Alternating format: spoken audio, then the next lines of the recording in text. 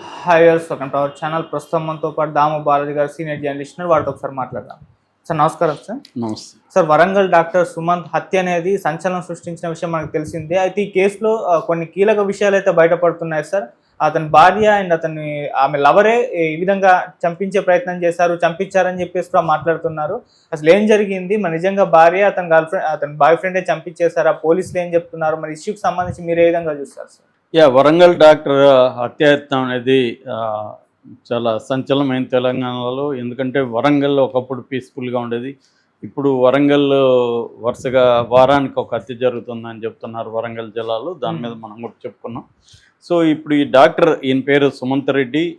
ఈయన మొన్న బయలుదేరి 20వ తేదీ రాత్రి తన క్లినిక్ మూసి కారులో వస్తున్నాడు. ఉరుసుగుట్ట బొట్టుపల్లి ఆ రోడ్లో ఇతని మీద కారుని ఒక బైక్లో, 2 బైకుల్లో 3 వ్యక్తులు వచ్చి అటాక్ చేసి రాడ్లతో ఆయన్ని కొట్టి చనిపోయాడు అనుకొని వెళ్ళిపోయారు. వాళ్ళ ప్లాన్ ఏంటంటే అది ఒక కారు యాక్సిడెంట్ లాగా క్రియేట్ చేయాలనేది వాళ్ళ ప్లాన్. అయితే జనం కదలికలు ఉండడంతో వాళ్ళు కొట్టేసి ఆయన చనిపోయాడు అనుకొని పారిపోయారు. దాని తర్వాత స్థానికులు చూస్తే ఆయన బతుకున్నట్టుగా, ఊపిరి ఉన్నట్టుగా అర్థమయ్యి వాళ్ళు ఇమ్మీడియట్గా హాస్పిటల్కి తీసుకెళ్ళగలిగారు. పోలీసులకు ఫోన్ చేస్తే పోలీసులు వచ్చి హాస్పిటల్కి తీసుకెళ్లారు. హాస్పిటల్లో ఆయన కోలుకుంటున్నాడనే వార్త అయితే వస్తుంది. అయితే ఇప్పుడు పోలీసులు వీళ్ళు ఎవరు ఏంటి అనేది ఆరా తీయడం మొదలుపెట్టారు. ఆ క్రమంలో మహారాష్ట్రలో వీళ్ళు దాక్కున్నారని చెప్తున్నారు. వాళ్ళని అరెస్ట్ చేశారు. అందులో ప్రధానంగా అసలు ఎవరో కాదు, మామూలుగా అయితే ఇతని మీద ఎందుకు హత్యాయత్నం జరిగిందనేది రకరకాల పుకార్లు వచ్చాయి. రియల్ ఎస్టేట్ చేస్తున్నాడు, రియల్ ఎస్టేట్కి సంబంధించి హాస్పిటల్ వివాదాలు ఉన్నాయని, ఇలాగ రకరకాల వార్తలు వచ్చాయి. కానీ అవేవి కాదు, సొంత భార్య ఇతన్ని చంపించడానికి ప్లాన్ చేసింది అనేది ఇప్పుడు దిగ్భ్రాంతికరమైన వార్త. ఈ భార్య పేరు ఫ్లోరా మరియా. ఆమె గతంలో ఇతను సంగారెడ్డిలో పనిచేసేటప్పుడు, ఈ డాక్టర్ పనిచేసేవాడు. సంగారెడ్డిలో పనిచేసేటప్పుడు ఈ ఫ్లోరా మరియా అనే అమ్మాయి పరిచయం అయింది. వాళ్ళిద్దరూ మధ్య ప్రేమ చిగురించింది. పెళ్లి చేసుకున్నారు. పెళ్లి చేసుకున్నాక ఆమె జిమ్కు పోవడం మొదలుపెట్టింది. జిమ్ ట్రైనర్ శామ్యుల్తో ఆమెకు అఫేర్ ఏర్పడింది.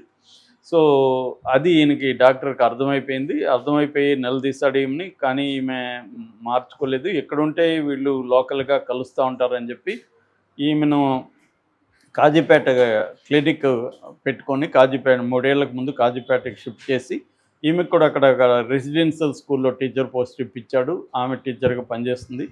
సరే, ఇంకన్నా మనం ప్రశాంతంగా ఉందామని డాక్టర్ అనుకున్నాడు. కానీ ఆమె తన శామ్యుల్ పైన ఉన్న మోహాన్ని ఆపుకోలేకపోయింది.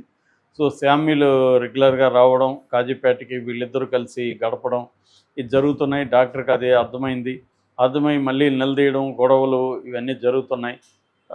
దాంతో ఆమె ఏమనుకున్నదంటే, ఇతను ఉంటే మనకి ఇబ్బంది, ఇతను చంపేద్దాము అనుకొని డిసైడ్ అయ్యి శామ్యుల్కి చెప్పింది. శామ్యుల్ దీన్ని మనం చంపాలంటే మనకేమన్నా హెల్ప్ కావాలని వీళ్ళ ఫ్రెండ్ ఏఆర్ కానిస్టేబుల్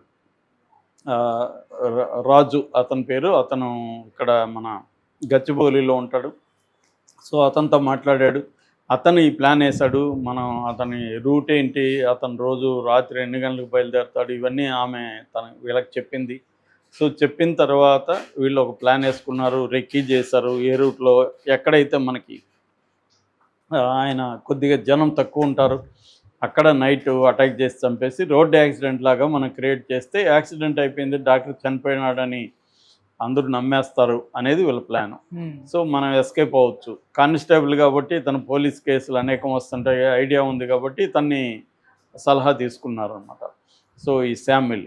సో వీళ్ళు అలాగ ప్లాన్ చేసుకొని ఇంకొక వ్యక్తితో కలిసి 3 కలిపి వీళ్ళు వెళ్ళి అతన్ని అటాక్ చేశారు. చనిపోయినాడు అనుకొని వచ్చేసారు. ఎందుకంటే అతను కంప్లీట్గా విపరీతంగా రాడ్లతో కొట్టేసినాక అతను కంప్లీట్గా బ్లడ్ అంతా వెళ్ళిపోయి అతను స్పృహ కోల్పోయాడు. వీళ్ళు ఏమనుకున్నారంటే కదలక లేదు కదా, చనిపోయినాడు అనుకొని ఇంకా వచ్చేసారు.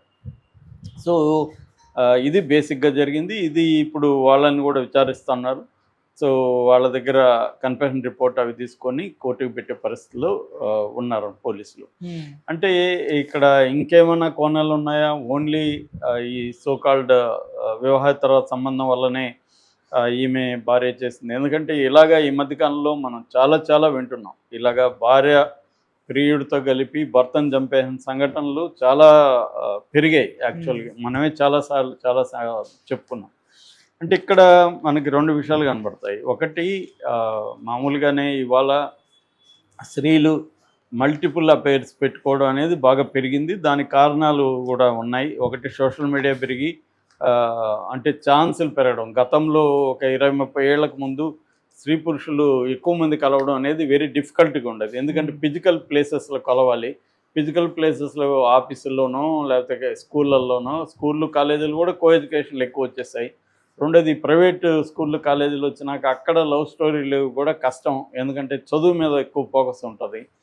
కాబట్టి ఛాన్సులు తక్కువ ఉండేది. ఇవాళ ఏమైంది, ఇవాళ సోషల్ మీడియా రావడంతో గట్టిగా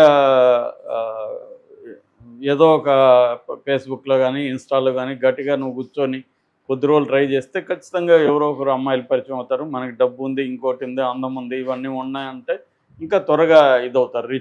rich people, rich and handsome guys అయితే త్వరగా ఒక్కొక్కరు నాకు 20 మంది అమ్మాయిలు గర్ల్ ఫ్రెండ్లు 30 మంది అనేవాళ్ళు నేను చాలామంది చూస్తాను.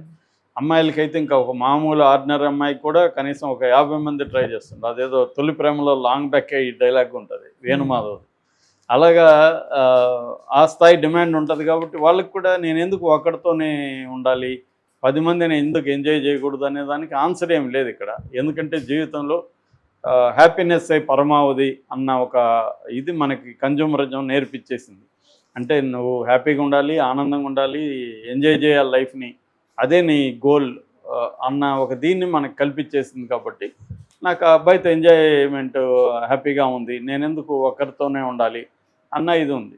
సో దాంతోనే మొన్న కూడా ఎవరో చెప్తున్నారు, girls love bad boys and marry good boys అని. సో గుడ్ బాయ్స్ని మ్యారేజ్ చేసుకున్నా కూడా అక్కడ డెడ్ ఎండ్ కాదు life. Marriage is not a dead end, marriage is just a turning point అంతే. సో మ్యారేజ్ అయినాక కూడా వీళ్ళు పాత పరిచయాలను కంటిన్యూ చేయడం, కొత్తగా అఫైర్లు పెట్టుకోవడం, దాంతో అలా కూడా చేస్తున్నారు. ఇది జిమ్ కూడా ఒక పార్ట్. ఈ మధ్య కూడా ఒక వీడియో చూశాను. జిమ్ ట్రైనర్ ఒక ఆమెను చాలా ఘోరంగా పట్టుకొని ఎక్సర్సైజ్ చేయిస్తున్నాడు. సో ఆ వీడియో బయటకు వచ్చింది. అలాగా జిమ్లో కూడా వీళ్ళకి ఏంటంటే 2 రకాలు. ఒకటి ట్రైనర్తో క్లోజ్ ఇది ఏర్పడడం, ట్రైనర్ దగ్గరగా వచ్చి వాళ్ళని ఫిజికల్గా ట్రైన్ చేయడానికి పట్టుకోవడం, ఇవన్నీ దాంతో వాళ్ళకి ఇంటిమసీ పెరగడం అనేది ఒకటి. రెండవది జిమ్లో వచ్చే ఇతర అబ్బాయిలు ఉంటారు, వాళ్ళు స్మార్ట్గా ఉంటారు, మంచి ఫిజిక్ ఉంటుంది. సో వాళ్ళతో వీళ్ళకి ఏర్పడడం. అట్లాగే కొంతమంది పెళ్ళి అయిపోయిన స్త్రీలు సోషల్ మీడియాలో కూడా యాక్టివ్గా ఉండడం, వాళ్ళ చాట్లు చేయడం. అబ్బాయిలు ఇంక దీనికోసమే వెయిట్ చేస్తుంటారు. కాబట్టి వీళ్ళు డిసైడ్ అయితే పెద్ద విషయం కాదు. వీళ్ళు ఏంటంటే ఎవరిని లైన్లో ముందు పెట్టాలనేది తప్ప నువ్వు వెళ్తే ఒక అమ్మాయి సోషల్ మీడియాలో ఉందంటేనే ఆల్రెడీ ఒక లైన్ ఆ అమ్మాయికి ఉంటుంది. ఆ లైన్లో ఎవరిని ముందుకు తీసుకురావాలనేది ఈమె ఆలోచించుకోవాలి, ఒకవేళ పెట్టుకోవాలనుకుంటే. లేకపోతే నిజానికి చాటింగ్లు చేస్తున్నారంటేనే ఇటువంటి యాటిట్యూడ్ ఉందని అర్థం. లేకపోతే చాటింగ్లు ఎందుకు చేయాలి వాళ్ళతో, ఎవరితో అన్నోన్ పీపుల్తో అంతా ఎందుకు చాటింగ్లు చేస్తారు? సో ఎవరైనా ఒక అమ్మాయి మనతో చాటింగ్ చేస్తుందంటేనే ఈ అమ్మాయి ఎప్పటికో